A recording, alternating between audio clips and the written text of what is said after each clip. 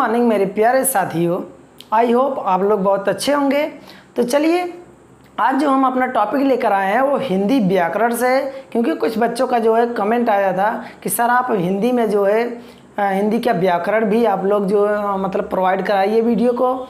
तो हमने आज जो है आप लोगों को हिंदी का व्याकरण का वीडियो जो है लेकर आ गए हैं। और हिंदी की व्याकरण में सबसे पहले हम आप लोगों को समास के बारे में बताएंगे। तो समास के बारे में बताने से पहले हम आप लोगों को एक और चीज़ बता देना चाहेंगे कि ये सब जितने भी हम हिंदी की वीडियो आप लोगों को प्रोवाइड कराएंगे वो मुख्य रूप से देखा जाए तो क्लास 9th और 10th यूपी बोर्ड और जितने भी कॉम्पिटिटिव एग्जाम होते हैं उनके लिए ये वीडियो रहेगी। तो चलिए देखते हैं अपने समास में। समास में अगर देखा जाए तो इसका शाब्दिक जो अर्थ होता है समास का वो क्या होता है आपका,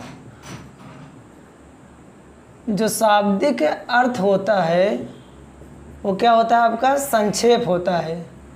क्या होता है, संक्षेप। और समास जो शब्द बना है वो सम उपसर्ग से बना है। किस उपसर्ग से, सम उपसर्ग से बना है। और समास का जो शाब्दिक अर्थ होता है वो संक्षेप होता है, अर्थात किसी भी बड़ी जो बड़ा सेंटेंस हो उसको क्या करें हम छोटे सेंटेंस में ही परिवर्तन कर दें, उसे ही संक्षेप कहेंगे। जैसे हमने यहाँ पर कोई अगर एग्जाम्पल ले लें कि जैसे राजा का कुमार। अब राजा के कुमार में देखेंगे इतना बड़ा सेंटेंस है, इसको छोटा करने के लिए अर्थात संक्षेप में लिखने के लिए क्या लिखेंगे, यहाँ पर डायरेक्ट लिखेंगे राजकुमार। तो राजकुमार हमारा एक छोटा सा सेंटेंस जो हो जाएगा। तो इस तरह से हम समास को समझ सकते हैं। तो चलिए देखते हैं अब समास के कुल कितने प्रकार हैं। समास के अगर कुल प्रकार की बात की जाए तो समास के मुख्य रूप से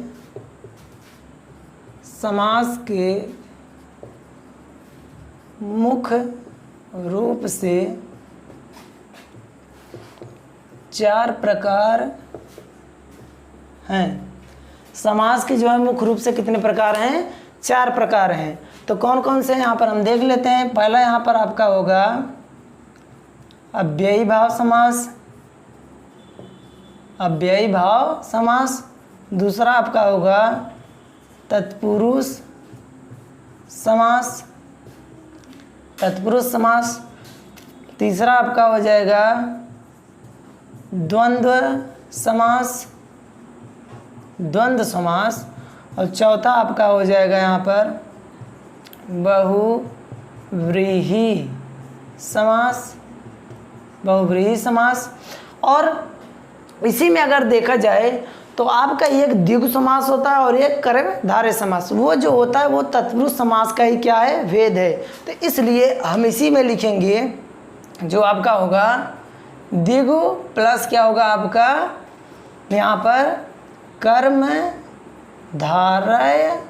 समास।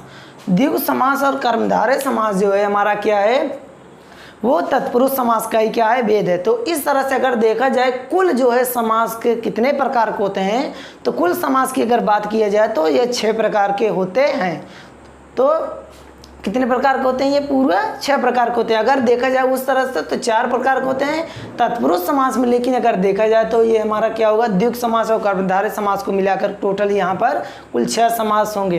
तो चलिए देखते हैं और आप लोगों को एक एक जो है समास के बारे में उसकी डिफिनीशन और एग्जाम्पल सहित आप लोगों को बताते हैं।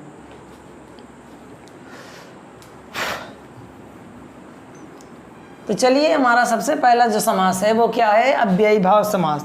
तो अव्ययी भाव समास में सबसे पहले हम इसकी डिफिनीशन देखेंगे, परिभाषा क्या होगी। तो अव्ययी भाव समास से इसका अर्थ ही ऐसे निकल रहा है अव्ययी भाव कि जिसका अव्यय न हुआ हो, जिसका अव्यय न हुआ हो उसी को क्या कहते हैं, हम अव्ययी भाव समास कहते हैं।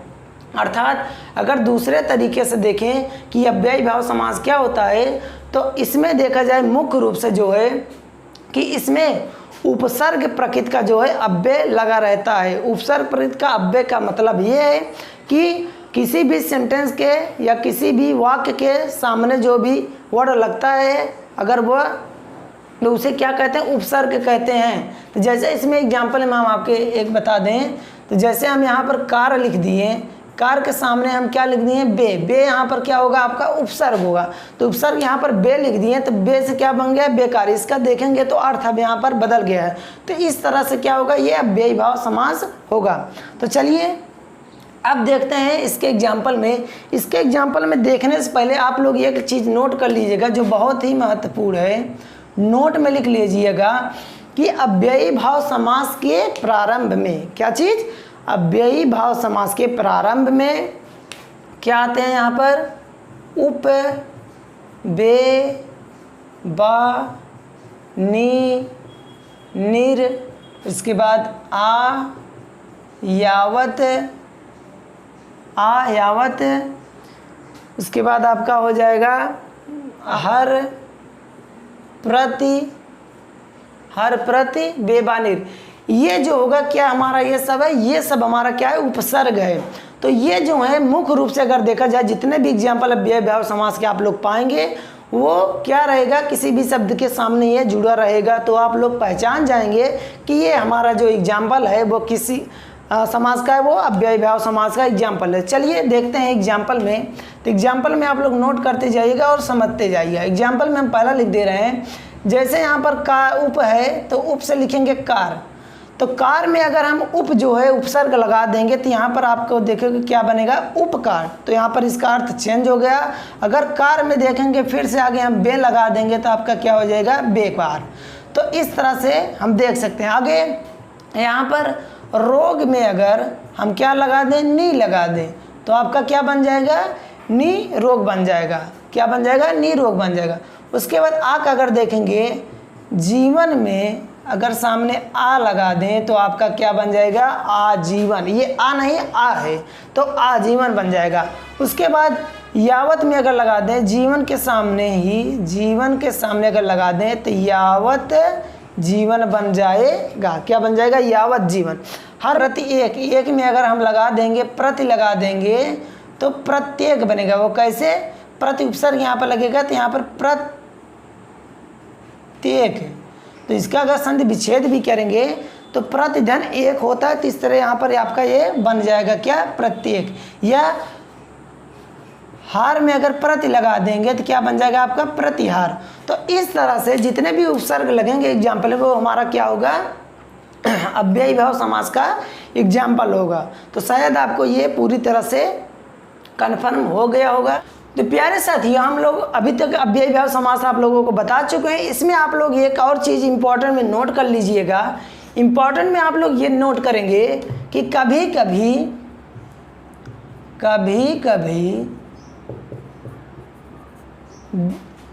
कभी कभी क्या होता है, द्विरुक्त शब्द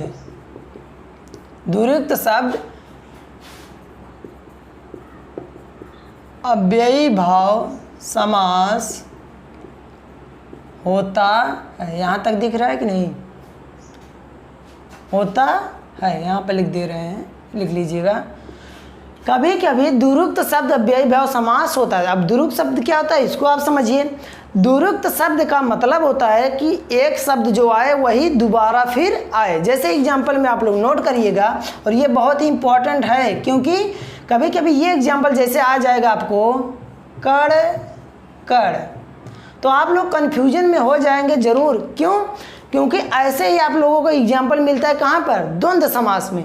तो द्वंद्व समास में लेकिन आप लोग वहाँ देखेंगे पहला पद और दूसरा पद दोनों में अंतर रहता है, लेकिन यहाँ पर क्या होगा, दुरुक्त शब्द इसे कहेंगे, वही शब्द जो है दोबारा है और बीच में क्या रह गया आपका, योजक चिन्ह लगा रहे। जैसे कड़ कड़ हो गया आपका, या पल पल हो गया, या फिर हो जाएगा दिनों दिन हो गया, या फिर रातों रात हो गया ना, या फिर आगे लिख लेंगे छल छल हो गया ना। तो इस तरह से जितने भी दुरुक्त शब्द आप लोगों को मिलेंगे वो क्या होंगे, आपके अव्ययी भाव समास के एग्जाम्पल होंगे। तो ये था जो है नोट में, आप लोग इसको ज़रूर नोट करिएगा। कि ये सब एग्जाम्पल क्योंकि बहुत बार क्वेश्चन में एग्जाम वगैरह में पूछे गए हैं, जिससे बच्चे कंफ्यूज हो जाते हैं द्वंद्व समाज और बेजभाव समास में। लेकिन अब आप लोगों को डरने की कोई भी ज़रूरत नहीं। आप लोग अगर इसको आराम से अच्छे से पढ़ लेंगे तो आप लोगों को ये गारंटी है मेरी कि कोई भी समस्या नहीं होगी पूरी वीडियो में। और आप लोग पूरी वीडियो मेरी ज़रूर देखिएगा। आप लोगों को अगर समास बिल्कुल भी नहीं आ रहा होगा तो आप लोगों को ये सिर्फ वीडियो ही देखते ही मान सब के सब समास जो है एकदम से क्लियर हो जाएंगे। अगर मान लीजिए कोई भी एग्जाम्पल आप लोगों को नहीं आ रहा है या फिर डाउट है तो उसको आप ज़रूर हमारे कमेंट बॉक्स में सेंड कर दीजिएगा, हम उसको बताने का पूरा प्रयास करेंगे। तो चलिए अपना देखते हैं दूसरा जो है समास। दूसरा समास जो देखेंगे विद्यार्थियों वो हमारा क्या होगा, दूसरा समास देखेंगे। दूसरा समास देखेंगे वो देखेंगे तत्पुरुष समास। कौन सा समास, तत्पुरुष समास। चलिए इसके डिफिनीशन में जानते हैं। तो डिफिनीशन इसकी क्या होगी, उत्तर पद प्रधान समास को तत्पुरुष समास कहा जाता है। क्या कहा जाता है, उत्तर पद अर्थात जो सेकंड वाला यहाँ पर रहेगा वो क्या होगा, इसमें प्रधान होगा। तो उत्तर पद प्रधान समास को हम तत्पुरुष समास कहते हैं। और इसमें उत्तर पद और पूर्व पद के मध्य में जो है कारक विभक्ति चिन्ह का लोप रहता है। किस चीज़ का, कारक विभक्ति चिन्ह का लोप रहता है। जैसे आप लोगों ने कारक पढ़ा होगा, कारक के कुल 8 भेद हैं, जिसमें पहला होता है कर्ता और सबसे अंत का होता है संबोधन कारक। तो अगर समास में देखा जाए और मुख्य रूप से किसमें, तत्पुरुष समास में, तो कर्ता और संबोधन को छोड़कर बाकी जितने भी करण जैसे बचेगा, संप्रदान बचेगा, अपादान कारक, ये सब जितने भी होंगे वह तत्पुरुष समास के ही क्या होते हैं, अंतर्गत आते हैं। इसीलिए हमने बताया कि उत्तर पद और पूर्व पद के मध्य में जो है कारक विभक्ति का लोप रहता है और जो कारक विभक्ति वहाँ पर आए रहेगी उसी के अनुसार हम तत्पुरुष समास का नामकरण कर देंगे। इतनी बात आप लोगों को शायद क्लियर हो गई होगी। तो चलिए अब देखते हैं इसके एग्जाम्पल में। इसका एग्जाम्पल क्या होता है, यहाँ पर इसके एग्जाम्पल में आप लोग नोट करिएगा और ध्यान से देखिएगा। एग्जाम्पल में जैसे देखेंगे यहाँ पर पहला देखेंगे तो राजा का कुमार और इसे क्या कहेंगे हम, राजकुमार।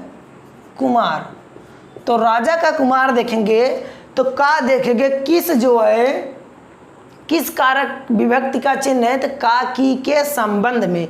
तो यहाँ पर अगर जो हमारा तत्पुरुष समास निकलेगा वो क्या निकलेगा, यहाँ पर हम लिखेंगे संबंध तत्पुरुष समास। तो अभी हमने बताया कि यहाँ पर जो भी कारक विभक्ति चिन्ह आएगा उसी के अनुसार हम इसका नामकरण कर देंगे। जैसे आगे देखेंगे एग्जाम्पल, तो गौशाला का अगर देखेंगे जब हम यहाँ पर समास का विग्रह करके तो क्या होगा, यहाँ पर गायों के लिए शाला।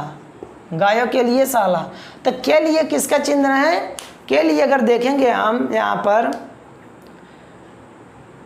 का की के संबंध में, के लिए अगर देखेंगे संप्रदान कोका के लिए, तो यहाँ पर संप्रदान तत्पुरुष होगा। कोका के लिए यहाँ पर इसका जो विभक्ति चिन्ह है कोका के लिए, तो यहाँ पर आपका क्या होगा, वो होगा संप्रदान तत्पुरुष समास। तो इस तरह से जो है हम एग्जाम्पल इसके देख सकते हैं। और भी एग्जाम्पल है, जैसे यहाँ पर आप ले लेंगे तीसरा एग्जाम्पल ले लेंगे, इसमें पथभ्रष्ट। तो पथभ्रष्ट में देखेंगे इसका जब करेंगे विग्रह होगा पथ से भ्रष्ट। अब देखेंगे यहाँ पर से किस विभक्ति का चिन्ह है, तो से अगर मुख्य रूप से देखा जाए तो अपादान जो है अपादान कारक विभक्ति का चिन्ह है। तो यहाँ पर क्या हो जाएगा, अपादान तत्पुरुष समास होगा। तो शायद आपको समझ में आ गया होगा। और दूसरी बात आप फिर भी जान सकते हैं यहाँ पर कि दूसरी तरह से अगर देखें तो एग्जाम्पल डिफिनीशन में हमने अभी आप लोगों को बताया था यहाँ पर कि इसमें पहली बात तो विभक्ति चिन्ह का लोप रहता है, तो अगर उसका जब विग्रह करते हैं तब तो पता चलता है। जैसे राजकुमार का जब विग्रह किए हम, राजा का कुमार, यहाँ विभक्ति चिन्ह का देखिए लोप था, तो ये मिल गया।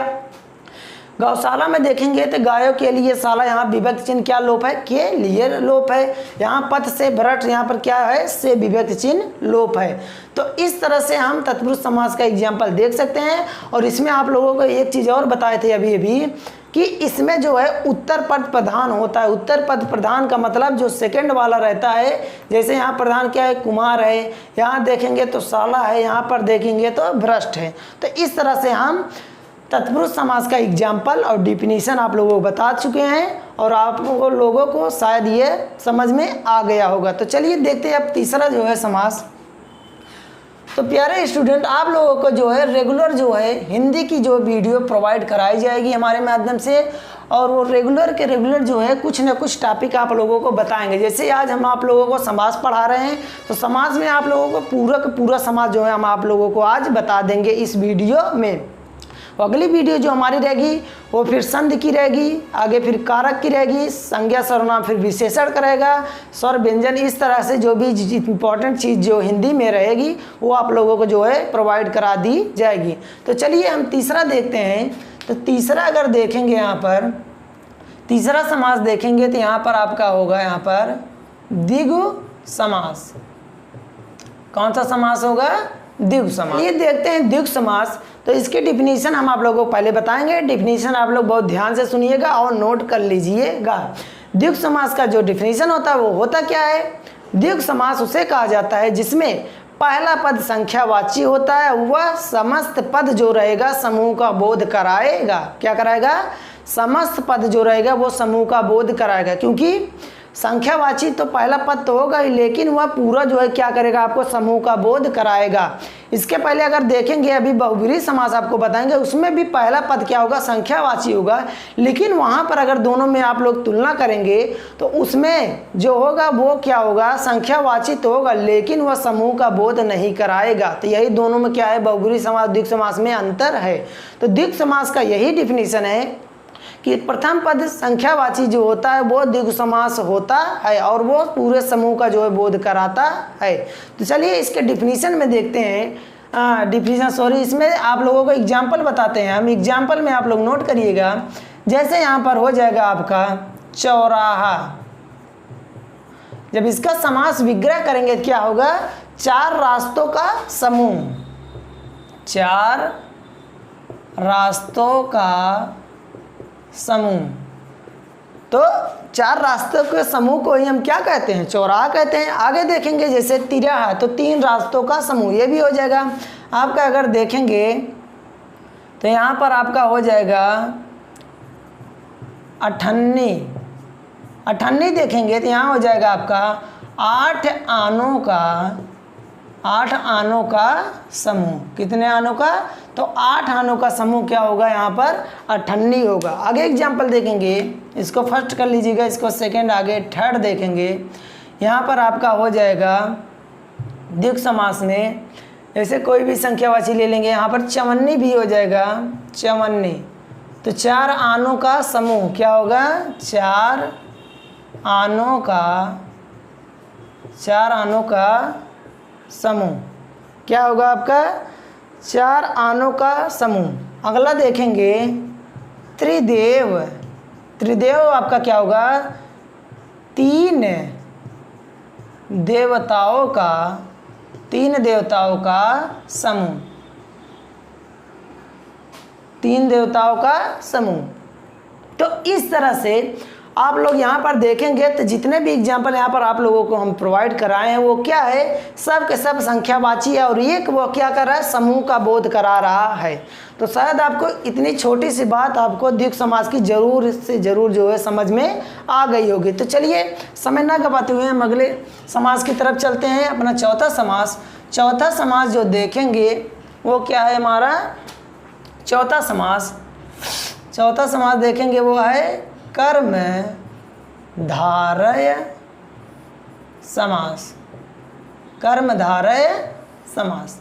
तो कर्मधारय समास का डिफिनीशन अगर देखेंगे वो क्या है, कर्मधारय समास का इसमें क्या होता है, कर्मधारय समास उसे कहा जाता है जिसमें उत्तर पद प्रधान होता है, लेकिन उत्तर पद प्रधान होता है लेकिन इसमें विशेषण विशेष संबंधित, और जहाँ पर रूपक अलंकार और उपमा अलंकार होता है वहाँ पर भी क्या होता है, आपका कर्मधारय समास होता है। तो आप फिर से सुनिएगा, इस समास में जो है उत्तर पद प्रधान होता है लेकिन इसमें क्या होता है, विशेषण विशेष संबंधित, और जहाँ पर रूपक अलंकार और उपमा अलंकार होता है वहाँ पर भी क्या होता है, आपका कर्मधारय समास होता है। तो चलिए देखते हैं अब इसकी डिफिनीशन एग्जाम्पल में। एग्जाम्पल अगर देखेंगे इसमें, यहाँ पर ये चौथा था, तो एग्जाम्पल में देखेंगे, एग्जाम्पल में यहाँ पर आपका हो जाएगा जैसे नील कमल, नील कमल। तो यहाँ पर देखेंगे कमल की विशेषता, विशेषण विशेष पहले यहाँ पर देखेंगे तो क्या होगा, कमल की विशेषता क्या बताई जा रही है, वो कैसा कमल है, नीला है। तो पहला यहाँ सेटिस्फाई हो गया नियम। अगला देखेंगे इसमें अगर हम इसका विग्रह जब करेंगे तो यहाँ क्या होगा, नीला है जो कमल, नीला है जो कमल या नीला है कमल। तो यहाँ पर अगर इसका विग्रह करेंगे तो ऐसा होगा, यहाँ पर नील कमल। आगे देख लेंगे तो क्या होगा, नील गाय, क्या होगा, नील गाय। तो यहाँ पर क्या होगी, नीली है जो गाय, क्या हो जाएगा, नीली है जो गाय। आगे देखेंगे एग्जाम्पल, समझते चलिएगा। आगे एग्जाम्पल देखेंगे तो यहाँ पर महापुरुष, तो यहाँ पर क्या होगा इसका, महान है जो पुरुष, महान है जो पुरुष, महान है जो पुरुष। तो अगर नील कमल में भी देखेंगे तो यहाँ पर विशेषण विशेष संबंधित और रूपक अलंकार भी यहाँ पर है, क्योंकि कमल का जो है रूप किसका दे रहा है, वो नीला, अर्थात कमल का नीला दे रहा है। आगे देखेंगे इसमें अगर समास में तो चरण कमल, तो चरण कमल में भी क्या है यहाँ, तो यहाँ देखेंगे अगर चरण रूपी कमल, तो ये देखा जाए तो इसमें रूपक अलंकार भी है और विशेषण विशेष संबंधित है। तो इस तरह से जितने भी आप लोगों को कर्मधारय समास के एग्जाम्पल अगर मिलेंगे तो वो कर्मधारय समास होगा। इससे हटकर भी एग्जाम्पल आ सकता है, लेकिन आप लोग गलती मत करिएगा, वहाँ डिफिनीशन पे अगर जाएंगे तो ऐसा एग्जाम्पल आपको मिलेगा, या तो रूपक या तो उपमा अलंकार होगा उसमें, या वो दोनों नहीं रहेगा तो क्या होगा, आपका विशेषण विशेष संबंधित वहाँ नियम का जो पालन करेगा जरूर से जरूर ही। तो शायद आपको यह समझ में आ गया होगा, एकदम से क्लियर हो गया होगा। तो चलिए देखते हैं अपना पांचवा जो है समास। तो पांचवा समास देखेंगे, अभी बच क्या रहा है पांचवा समास में, तो द्वंद्व समास। पांचवा हमारा जो समास है वो क्या है, द्वंद्व समास, द्वंद्व समास। तो चलिए द्वंद्व समास देखते हैं इसकी डिफिनीशन। तो द्वंद्व समास जो है इसमें क्या होता है, दोनों पद प्रधान समास को हम द्वंद्व समास कहते हैं, अर्थात जो पूर्व पद होगा और उत्तर पद दोनों ही क्या हो गए, इसमें प्रधान पद होते हैं। दोनों पद प्रधान समास को हम क्या कहते हैं, द्वंद्व समास कहते हैं। और इसमें एक खास बात यह भी है कि इसमें क्या होता है, बीच में ज़्यादातर योजक चिन्ह लगा रहता है, जिसको हम डैश, उस रूप से अगर कहा जाए तो डैश भी कहते हैं। और इसमें क्या करते हैं, जब भी हम विग्रह करते हैं इसमें तो और एवं, इसको नोट कर लीजिएगा, और एवं और तथा विग्रह करने पर ये जो है बीच में जो है लग जाता है। ये एग्जाम्पल के बीच में जरूर से जरूर लग जाता है, और ये ना लगेगा तो योजक चिन्ह आपका जरूर रहेगा, तो हम क्या समझेंगे, वह हमारा द्वंद्व समास है। तो चलिए एग्जाम्पल में देखते हैं इसके। एग्जाम्पल में देखेंगे, नोट करिएगा आप लोग प्यार से।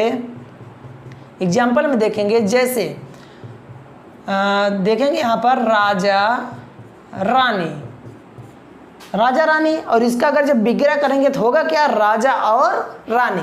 आगे देखेंगे दाल भात, इसमें भी होगा। फिर आगे देखेंगे गौरी शंकर, गौरी शंकर, ये एग्जाम्पल जो है आप लोग वेरी इंपॉर्टेंट कर लेना। ये एग्जाम्पल जो है कई बार एग्जाम में पूछा है कि गौरी शंकर में कौन सा समास है। बहुत सारे लोग जो है कभी कभी जो है बहुब्रीहि समास या तो कर देते हैं या फिर कर्मधारय समास कर देते हैं, लेकिन अगर जब इसका विग्रह करेंगे तो क्या होगा, गौरी और शंकर होगा, या फिर इसमें आपका क्या लग जाएगा, योजक चिन्ह लग जाएगा। तो इस तरह से हमारा क्या होगा, यह द्वंद्व समास होगा। और भी एग्जाम्पल देख सकते हैं, जैसे भाई बहन, उसके बाद माता पिता, भाई बहन माता पिता। तो इस तरह से जितने भी एग्जाम्पल आप लोगों को मिलेंगे वो हमारा क्या होगा, द्वंद्व समास होगा। तो आप लोगों को पूरा से पूरा यह हो सकता है क्लियर हो गया हो। तो चलिए देखते हैं अपना अगला समास जो है बहुब्रीहि समास, और यही समास जो है हमारा सबसे अंतिम जो है समास रहेगा। कौन सा समास, बहुब्रीहि समास। कौन सा समास, बहुब्रीहि समास। तो चलिए देखते हैं इसके डिफिनीशन में। इसका जो परिभाषा होगा वह क्या होगा, अन्य पद प्रधान समास को हम क्या कहते हैं, बहुब्रीहि समास कहते हैं। किस पद को, अन्य पद प्रधान समास को हम बहुब्रीहि समास कहते हैं। अर्थात इसमें जो होगा कोई तीसरा ही पद जो होता है इसमें प्रधान होता है। और अगर एक तरफ से और भी देखा जाए तो इसमें ज़्यादातर इशारे पर काम किया जाता है। अर्थात जहाँ पर इशारे से द्वारा किसी चीज़ को बताया जाए वहाँ पर भी क्या होगा, बहुब्रीहि समास होगा। और डिफिनीशन में अगर इसके जाएंगे दूसरे तरह से, तो इसमें जितने भी आप लोगों को एग्जाम्पल मिलेंगे वह किसी न किसी व्यक्ति का अस्थायी रूप से नाम रहेगा, या फिर उसके लिए पर्सनल रूप से ही प्रयोग किया जाएगा। वो दूसरे के लिए और कुछ नहीं रहेगा, बस उसी के लिए ही प्रयोग किया जाएगा। तो ये थी इसकी डिफिनीशन। चाहे तो आप फिर से डिफिनीशन देख सकते हैं कि इसकी डिफिनीशन मुख्य रूप से अगर देखा जाए तो यही है कि अन्य पद प्रधान समास को क्या कहा जाता है, बहुब्रीहि समास कहा जाता है। या फिर जिसमें कोई भी पद प्रधान ना हो उसमें भी क्या होता है, बहुब्रीहि समास उसको भी कहा जाता है। तो चलिए देखते हैं इसकी एग्जाम्पल आप लोग नोट करिएगा। एग्जाम्पल में अगर देखेंगे तो सबसे पहले देखेंगे 10 है आनन जिसके, 10 है आनन जिसके, ये समास विग्रह है। इसको क्या लिखेंगे हम, दशानन। दशानन ये किसके लिए प्रयोग किया जाता है, मुख्य रूप से अगर देखें दशानन मुख्य रूप से ये रावण के लिए ही प्रयोग किया जाता है, ना कि किसी अन्य व्यक्ति के लिए प्रयोग किया जाता है। तो यह क्या है, एक रूप से अस्थाई है। तो 10 है आनंद जिसके अर्थात दशानन। आगे देखेंगे चतुर्मुख, चतुर्मुख में अगर देखेंगे 4 है मुख जिसके, 4 है मुख जिसके अर्थात किसके हैं, 4 है मुख जिसके अर्थात अगर देखा जाए तो ब्रह्मा जी। क्या होंगे यहाँ पर, ब्रह्मा जी। अगर यहीं कहा जाए पंचमुख, ये भी कई बार एग्जाम्पल में ये पूछा गया है, बहुत इंपॉर्टेंट है। पंचमुख अर्थात 5 है मुख जिसके, 5 है मुख जिसके अर्थात ये हनुमान जी का स्पेशली उदाहरण है। मुख्य रूप से इसमें बहुत लोग बच्चे कंफ्यूज हो जाते हैं कि ये कैसे हो सकता है। तो हनुमान जी के भी जो अगर देखा जाए तो पंचमुख है, तो 5 है मुख जिसके अर्थात हनुमान जी। आगे देखेंगे गजानन, गजानन तो गज के समान आनन है जिसके, तो क्या होगा यहाँ पर, गज के समान आनंद है जिसके अर्थात गणेश जी, उनके लिए क्या है, एक अस्थाई है। तो इस तरह से बहुब्रीहि समास को हम यहाँ पर देख सकते हैं कि जितने भी अगर देखे जाए मुख्य रूप से देवताओं से संबंधित या देवियों संबंधित जितने एग्जाम्पल ज़्यादातर आते हैं वो क्या होते हैं, बहुब्रीहि समास के एग्जाम्पल होते हैं। और इसमें बताएं जो भी एग्जाम्पल आपको मिलेगा वो अन्य पद ही प्रधान होता है और किसी न किसी के लिए वो अस्थाई होता है। तो चलिए इसमें आप लोग कुछ नोट करिएगा। इसके बाद समास तो आपका लगभग ख़त्म हो गया। इसमें आप कुछ नोट करिएगा कि जैसे हम आप लोगों को नोट में लिखवा रहे हैं, ये एग्जाम्पल जो है नोट में, जैसे आपका होगा पीताम्बर, एक ये, और नीलांबर, उसके बाद नीलकंठ, नीलकंठ। और आगे इसमें देखा जाए तो दही बड़ा। और आगे पकौड़ी। तो ये 5 एग्जाम्पल जो है ये भी कई बार बहुत बार पूछा गया है एग्जाम में। बच्चे इसमें कंफ्यूज हो जाते हैं कि इसमें कौन सा एग्जाम्पल मतलब किस जो है समास का एग्जाम्पल है। तो इसमें आप लोग ध्यान से देखिएगा, मुख्य रूप से ये जो तीनों हम यहाँ पर लिखे हैं ये तीनों के तीनों एग्जाम्पल अगर देखा जाए तो कर्मधारय समास और बहुब्रीहि समास दोनों का एग्जाम्पल होता है। लेकिन वहाँ पर कंडीशन क्या फॉलो होती है उसके अनुसार हम वहाँ पर विकल्प लगाएंगे या फिर आंसर में लिखेंगे। जैसे इसका जब हम विग्रह करेंगे तो विग्रह में क्या होगा, पीला है वस्त्र जिसका। देखें अगर इस तरह से आप करेंगे, पीला है वस्त्र जिसका, अर्थात यहाँ पर निकल रहा है ना, इसका मतलब किसी अन्य की बात की जा रही है। तो यहाँ पर क्या होगा, पीला है वस्त्र जिसका, अर्थात यहाँ पर हो जाएगा विष्णु जी। तो हमारा कौन सा समास होगा, यहाँ पर कौन समास होगा, यहाँ पर अगर देखेंगे तो आपका क्या हो जाएगा, बहुब्रीहि समास होगा। लेकिन अगर सिर्फ इतना कह दिया जाए कि पीला है वस्त्र, पीला है वस्त्र, जैसे हम लिख दे रहे हैं यहाँ पर पीला है वस्त्र, तो यहाँ पर आप देखेंगे आप कर्मधारय समास होगा इसमें। कैसे, अभी हमने बताया यहाँ पर विशेषण विशेष संबंधित नियम क्या हो रहा है, फॉलो हो रहा है। इतनी बात अब आप लोगों को क्लियर हो गई होगी, ना हुई होगी तो आगे देखिए एग्जाम्पल में, इसमें नीलांबर में। तो यहाँ पर अगर हम कर दें नीला है वस्त्र जिसका, नीला है वस्त्र जिसका अर्थात बलराम, तो यहाँ पर क्या होगा आपका, यहाँ पर अगर देखेंगे तो बहुब्रीहि समास होगा, यहाँ पर बहुब्रीहि समास होगा। लेकिन सिर्फ इतना कह दें नीला है वस्त्र, नीला है वस्त्र, तब देखेंगे विशेषण विशेष संबंधित नियम, तो आपका हो जाएगा क्या, कर्मधारय समास। वैसे नीलकंठ, नीला है कंठ जिसका अर्थात शंकर जी, और नील और कंठ, तो विशेषण विशेष संबंधित आपका क्या हो जाएगा, कर्मधारय समास होगा। तो चलिए देखते हैं अब दही बड़ा और पकौड़ी में, और कचौड़ी भी होगा, इसमें कोई दो राय नहीं है, कचौड़ी भी होगा, खाए भी होंगे आप लोग। तो दही बड़ा में अगर देखा जाए मुख्य रूप से इसमें भी आपका 2 समास होता है। पहला इसमें होता है तत्पुरुष समास, तत्पुरुष समास, और आपका क्या होता है यहाँ पर होता है कर्मधारय समास। कर्मधारय समास अगर मुख्य रूप से देखा जाए तो कर्मधारय समास यहाँ पर जो होगा इसमें कर्मधारय समास यहाँ पर ठीक है, कर्मधारय समास। तो इसमें देखिए हम डिफाइन कैसे करेंगे, यहाँ पर कैसे निकालेंगे कि ये कर्मधारय समास में जाएगा कि तत्पुरुष समास में। तो शुरू में ही आप लोगों को वीडियो में बताए थे कि तत्पुरुष समास के ही भेद क्या है हमारा, कर्मधारय समास और क्या है, द्विगु समास। तो अगर ऑप्शन में देखेंगे इस तरह से एक समास है, एक समास है, तब तो हम क्लियर हो जाएंगे कि हमको एक लगाना है, एक तो है ही नहीं, कोई मतलब नहीं। लेकिन अगर जब दोनों ऑप्शन है तो इसका तब विग्रह करेंगे। दही है बड़ा, दही बड़ा में क्या करेंगे, तो दही में डूबा हुआ बड़ा, दही में डूबा हुआ बड़ा, तो दही में डूबा हुआ बड़ा देखेंगे तो विशेषण विशेष संबंधित नियम होगा, तो हमारा क्या होगा, कर्मधारय समास होगा। अगर उस तरह से दही बड़ा पूछा जाए तो ऑप्शन में अगर देखा जाए तो यहाँ पर कभी कभी दे देता है आपको मध्य पद लोपी, मध्य पद लोपी कर्मधारय समास, तो ये आप लगा सकते हैं।